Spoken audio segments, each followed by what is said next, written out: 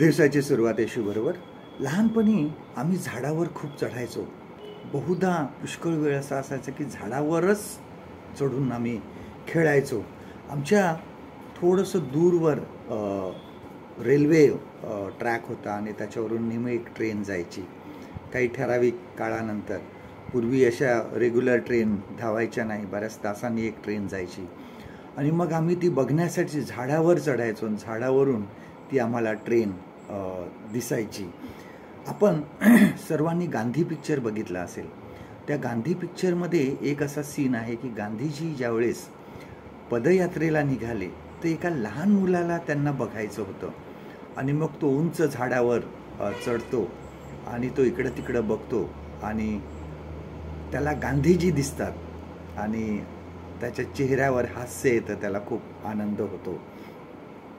आज जरी आम्हाला आत्ता ह्या वयामध्ये झाडावर चढायची इच्छा असेल तरी आम्ही झाडावर चढणार नाही किंवा चढता येणार नाही आणि चढलो तरी ते विचित्र दिसेल की एवढा वयाचा मोठा माणूस झाडावर चढून काय करत आहे.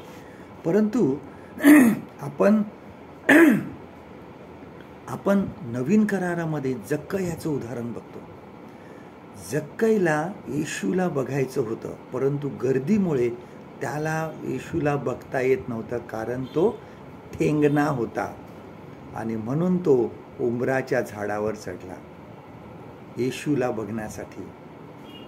जक्कई हा खूप मोठा जकातदार होता, श्रीमंत होता, परंतु येशूला बघण्याची इच्छा होती म्हणून तो झाडावर चढला. पण जेव्हा येशू त्याला भेटला त्यावेळेस त्याचं जीवन बदलून गेलं. त्याचं ठेंगणेपण हाच अडथळा होता येशूला बघण्यासाठी किंवा येशूजवळ जाण्यासाठी. आमच्या जीवनामध्ये सुद्धा असे बरेच अडथळे आहे की ज्यामुळे आम्ही येशूला बघू शकत नाही, येशूच्या जवळ जाऊ शकत नाही. आमचं पाप आहे, आमचे अशक्तपणा आहे, आमची अस्थिरता आहे, आमचं जगिक मोह आहे. या सर्व गोष्टी आम्हाला येशूला पाहण्यासाठी अडथळा निर्माण करतात, त्याच्या जवळ आम्हाला जाऊ शकत नाही.